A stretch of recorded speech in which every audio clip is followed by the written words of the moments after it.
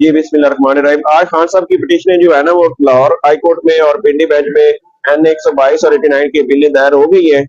और इंशाल्लाह खान साहब इलेक्शन में भरपूर हिस्सा लेंगे और उम्मीद करते हैं कि इलेक्शन जो है इतने बड़े लीडर के बगैर वो कैसे हो सकता है और खान साहब और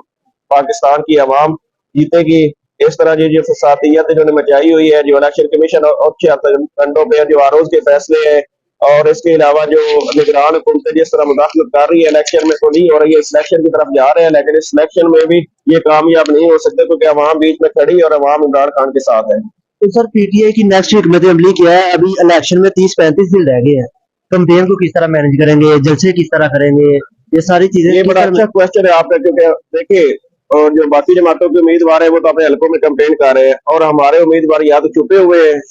क्योंकि ये अगर हल्के में जाते हैं तो पुलिस पकड़ लेती है, अदालतों में आते हैं तो फिर भी पुलिस या नामलूम अफराद आग उठा लेते हैं। तो लेकिन ये देखिए इसके अलावा भी इनको खौफ है, इनको खौफ ये है कि हमारी कंपेन इमरान खान साहब ने जेल जाने से पहले मुकम्मल कर दी थी और हमारी कंपेन दिन ब दिन हमारा वोट इंक्रीज हो रहा है, जो इनकी हरकतें हो रही है और ये जो गेम है ये आखिरी बॉल तक जाएगी और आखिरी बॉल जो है ना वो छक्का हमेशा खान खान का ही होगा। सर ये जमशेद लस्सी के साथ जो किया गया और भी पीटीआई की खवातीर के साथ किया गया, उस्मान डार को उठा लिया गया, उनकी वालदा के कागज मुस्तरद कर दिए गए, इस हवाले से आप क्या कहें? देखिए जिस तरह नवाज शरीफ की अभी जो ये हमारे चीफ जस्टिस साहब ने फरमाइशी पिटीशन लगवा के किसी और केस में और उनको अहल करने के लिए जो लंदन प्लान है, और लंदन प्लान ये है कि पाकिस्तान तरीके इंसाफ को इलेक्शन से बाहर रखा जाए, इमरान खान को बाहर रखा जाए और जिस तरह तशद्दुद और ये चादर चार दीवारी का तकद्दुस इस्तेमाल किया जा रहा है, लोगों के ऊपर हमले किए जा रहे हैं, उनको गिरफ्तारियां हो रही है, लेकिन इसके बावजूद भी लोगों की हिम्मत और हौसला और अवाम का जो मोहब्बत है खान साहब के लिए दिन ब दिन बढ़ती जा रही है। तो सर इसके बारे में आप क्या कहना चाहेंगे? राना सनाउल्लाह ने पहले कहा था हम पंजाब से 120 सीटें निकाल लेंगे, अब वो 100 में आ गए हैं, तो इसके बारे में क्या कहना चाहेंगे? अभी खुद नीचे आ रहे हैं, ये 20 भी नहीं निकाल सकेंगे इंशाल्लाह। ये हमारी बदकिस्मती है जी, कभी कोई पाकिस्तान में कोई ऐसा इलेक्शन नहीं है जिसपे हम फख्र कर सकें कि ये इलेक्शन बिल्कुल साफ शफाफ और इम्पार्शल हुआ है। लेकिन with the passage of time हर दफा जो प्री पोल रिगिंग है या रिगिंग है या जो एस्टेब्लिशमेंट की इन्वॉल्वमेंट है वो बढ़ती जा रही है। तो रात भी मैं एक पाकिस्तान के बड़े मशहूर जर्नलिस्ट हैं उनकी बात सुन रहा था, वो कह रहे थे कि मैं तो इस इलेक्शन पे बात ही नहीं करना चाहता कि ये इलेक्शन इतना बड़ा फ्रॉड है कि इसके बारे में कोई गुफ्तगू करनी भी वो हमारे लिए वैसे शर्म है। तो जिस तरह ये उम्मीदवारों के कागजात नामजदगी इसमें रिजेक्ट हो रहे हैं, वो एक अलग एक रवायात कायम कर रहे हैं कि पहले डिसाइड करते हैं रिजेक्ट करने हैं, उसके बाद ये ग्राउंड देते हैं। तो कोई ऐसी ग्राउंड मुझे तो अभी तक जितनी पिटीशन मैंने फाइल की है या मैंने देखी है या मुझे दोस्तों ने बताया है, तो कोई अभी तक मुझे कोई एक भी ऐसा नॉमिनेशन पेपर जो रिजेक्ट हुआ है वो लीगली तो रिजेक्ट करना नहीं मानता। तो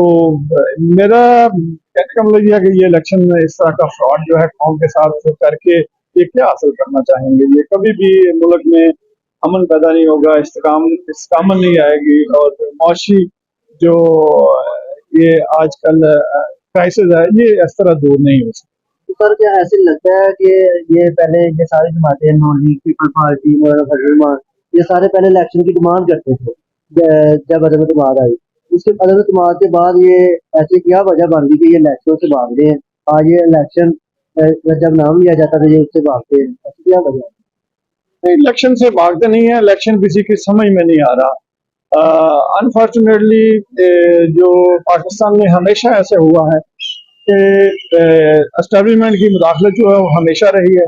और जिस पार्टी को एस्टेब्लिशमेंट की हमायत होती है वो हमेशा भागती है क्योंकि लोग उसको वोट नहीं करना चाहते। तो इस वक्त क्योंकि एस्टेब्लिशमेंट की जो मुदाखलत है वो एक्सट्रीम लेवल पे है और इन पार्टियों को जिन्होंने ये ले ली थी, गवर्नमेंट ले ली थी चेंज ऑफ रजीम के जरिए,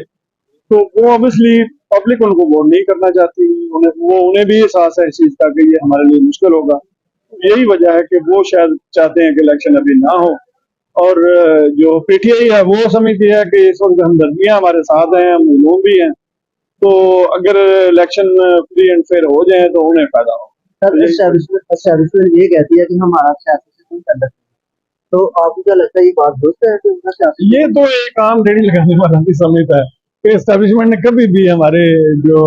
निज़ाम है उसको कभी फ्री एंड फेयर नहीं चलने दिया। हमेशा उन्होंने इसे जकड़े रखा। और आजकल जो हालात है वो तो एक्सट्रीम है, ये तो फिर कभी माजी में हमने ऐसी मिसाल भी नहीं देखी। तो सर ऐसा आपको क्या लगता है कि ये जो इलेक्शन होने जा रहा है इसके बाद स्टेबिलिटी आ सकती है मुल्क में जिस तरह का इलेक्शन नहीं, मैं नहीं समझता कि कभी भी दुनिया में कोई ऐसी मिसाल नहीं है कि जहाँ फ्री एंड फेयर इलेक्शन ना हो, क्योंकि स्टेबिलिटी तो तब आनी है कि जब अवाम मुतमिन हो कि हमने अपना राइट ऑफ फ्रेंचाइज यूज किया है और उसके मुताबिक रिजल्ट आए। अगर वो नहीं आएगा तो वो कैसे मुतमिन होंगे? वो समझते हैं कि हमारे इख्तियारात जिसके पास जाने चाहिए अगर उसके पास नहीं जाते तो स्टेबिलिटी नहीं है। जी बिस्मिल्लाहिर्रहमानिर्रहीम। आज खान साहब की पिटीशनें जो है ना वो लाहौर हाई कोर्ट में और पिंडी बेंच में एन 122 और 89 की बिलें दायर हो गई है और इंशाल्लाह खान साहब इलेक्शन में भरपूर हिस्सा लेंगे और उम्मीद करते हैं कि इलेक्शन जो है इतने बड़े लीडर के बगैर वो कैसे हो सकता है और खान साहब और पाकिस्तान की आवाम जीतेगी। इस तरह जो फसादियत इन्होंने मचाई हुई है, जो इलेक्शन कमीशन और खंडों पे जो आरोज के फैसले हैं और इसके अलावा जो निगरान हुकूमतें जिस तरह मुदाखलत कर रही है इलेक्शन में तो नहीं हो रही है, इस इलेक्शन की तरफ जा रहे हैं, लेकिन इस इलेक्शन में भी ये कामयाब नहीं हो सकते क्योंकि अवाम बीच में खड़ी और अवाम इमरान खान के साथ है। तो सर पीटीआई की नेक्स्ट हिकमत अमली क्या है? अभी इलेक्शन में 30-35 दिन रह गए हैं, कंपेन को किस तरह मैनेज करेंगे, जलसे किस तरह करेंगे, ये सारी चीजें ये किस बड़ा तरह अच्छा क्वेश्चन है आपका, क्योंकि देखिए और जो बाकी जमातों के उम्मीदवार है वो तो अपने हल्कों में कैंपेन कर रहे हैं और हमारे उम्मीदवार या तो छुपे हुए हैं क्योंकि ये अगर हल्के में जाते हैं तो पुलिस पकड़ लेती है, अदालतों में आते हैं तो फिर भी पुलिस या नामलूम अफराद आग उठा लेते हैं। तो लेकिन ये देखिए इसके अलावा भी इनको खौफ है, इनको खौफ ये है कि हमारी कंपेन इमरान खान साहब ने जेल जाने से पहले मुकम्मल कर दी थी और हमारी कंपेन दिन ब दिन हमारा वोट इंक्रीज हो रहा है जो इनकी हरकतें हो रही है और ये जो गेम है ये आखिरी बॉल तक जाएगी और आखिरी बॉल जो है ना वो छक्का हमेशा खान खान का ही होगा। सर ये जमशेद दस्ती के साथ जो किया गया और भी पीटीआई की खवातीर के साथ किया गया, उस्मान डार को उठा लिया गया, उनकी वालदा के कागज मुस्तरद कर दिए गए, इस हवाले से आप क्या कहें? देखिए जिस तरह नवाज शरीफ की अभी जो ये हमारे चीफ जस्टिस साहब ने फरमाइशी पिटीशन लगवा के किसी और केस में और उनको नाअहल करने के लिए जो लंदन प्लान है और लंदन प्लान ये है कि पाकिस्तान तरीके इंसाफ को इलेक्शन से बाहर रखा जाए, इमरान खान को बाहर रखा जाए और जिस तरह तशद्दुद और ये चादर चार दीवारी का तकद्दुस इस्तेमाल किया जा रहा है, लोगों के ऊपर हमले किए जा रहे हैं और उनको गिरफ्तारियां हो रही है, लेकिन इसके बावजूद भी लोगों की हिम्मत और हौसला और अवाम का जो मोहब्बत है खान साहब के लिए दिन ब दिन बढ़ती जा रही है। तो सर इसके बारे में आप क्या कहना चाहेंगे? राना सनाउल्लाह ने पहले कहा था हम पंजाब से 120 सीटें निकाल लेंगे, अब वो 100 में आ गए हैं, तो इसके बारे में क्या कहना चाहेंगे? अभी खुद नीचे आ रहे हैं, ये 20 भी नहीं निकाल सकेंगे इंशाल्लाह। ये हमारी बदकिस्मती है जी, कभी कोई पाकिस्तान में कोई ऐसा इलेक्शन नहीं है जिसपे हम फख्र कर सकें कि ये इलेक्शन बिल्कुल साफ शफाफ और इम्पार्शल हुआ है। लेकिन with the passage of time हर दफा जो प्री पोल रिगिंग है या रिगिंग है या जो एस्टेब्लिशमेंट की इन्वॉल्वमेंट है वो बढ़ती जा रही है। तो रात भी मैं एक पाकिस्तान के बड़े मशहूर जर्नलिस्ट हैं उनकी बात सुन रहा था, वो कह रहे थे कि मैं तो इस इलेक्शन पे बात ही नहीं करना चाहता कि ये इलेक्शन इतना बड़ा फ्रॉड है कि इसके बारे में कोई गुफ्तगू करनी भी वो हमारे लिए वैसी शर्म है। तो जिस तरह ये उम्मीदवारों के कागजात नामजदगी इसमें रिजेक्ट हो रहे हैं, वो एक अलग एक रवायात कायम कर रहे हैं कि पहले डिसाइड करते हैं रिजेक्ट करने हैं उसके बाद ये ग्राउंड देते हैं। तो कोई ऐसी ग्राउंड मुझे तो अभी तक जितनी पिटीशन मैंने फाइल की हैं या मैंने देखी हैं या मुझे दोस्तों ने बताया है, तो कोई अभी तक मुझे कोई एक भी ऐसा नॉमिनेशन पेपर जो रिजेक्ट हुआ है वो लीगली तो रिजेक्ट करना नहीं मानता। तो मेरा कहने का मतलब यह है कि ये इलेक्शन में इस तरह का फ्रॉड जो है कौम के साथ करके ये क्या हासिल करना चाहेंगे? ये कभी भी मुल्क में अमन पैदा नहीं होगा, इस्तेकामत नहीं आएगी और मुआशी जो ये आजकल क्राइसिस है ये इस तरह दूर नहीं हो सकता। तो सर क्या ऐसे लगता है कि ये पहले ये सारी जमातें नॉन लीग पीपल पार्टी मौलाना फजल रहमान ये सारे पहले इलेक्शन की डिमांड करते थे जब अदम इत्तेमाद आई, उसके अदम इत्तेमाद के बाद ये ऐसे क्या वजह बन गई कि ये इलेक्शन से भाग रहे हैं? आज ये इलेक्शन जब नाम लिया जाता था ये उससे भागते हैं, ऐसी क्या वजह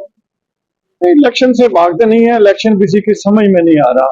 अनफॉर्चुनेटली जो पाकिस्तान में हमेशा ऐसे हुआ है कि एस्टेब्लिशमेंट की मुदाखलत जो है वो हमेशा रही है और जिस पार्टी को एस्टेब्लिशमेंट की हमायत होती है वो हमेशा भागती है क्योंकि लोग उसको वोट नहीं करना चाहते।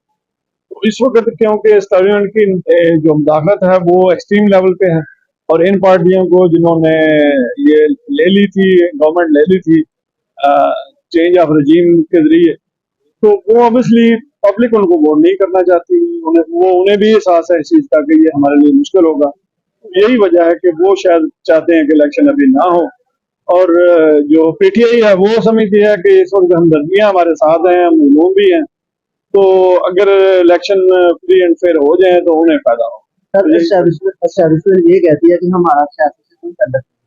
तो आपको क्या लगता है ये बात दुरुस्त है कि उनका सियासत ये तो एक आम रेडी लगाने वाला भी समझता है कि एस्टेब्लिशमेंट ने कभी भी हमारे जो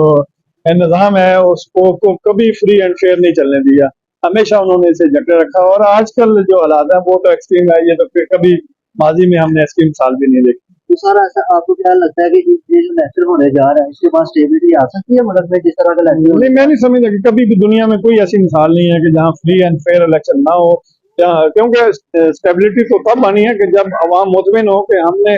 अपना राइट ऑफ फ्रेंचाइज यूज किया है और उसके मुताबिक रिजल्ट आए। अगर वो नहीं आएगा तो वो कैसे मुतमिन होंगे? वो समझते हैं कि हमारे इख्तियारात जिसके पास जाने चाहिए, अगर उसके पास नहीं जाते तो स्टेबिलिटी नहीं है।